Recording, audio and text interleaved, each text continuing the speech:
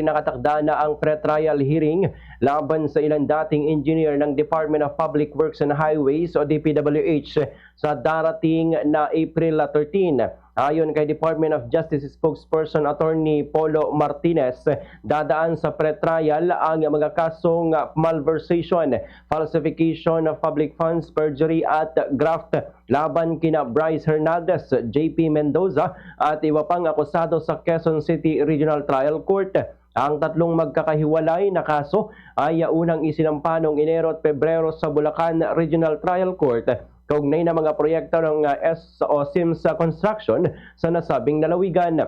Sa pre-trial hearing, inaasahang pag-uusapan ng magkabilang panig ng mga ebidensya, listahan ng mga saksi at iba pang isyong kailangang linawin bago tuluyang simulan ng paglilitis.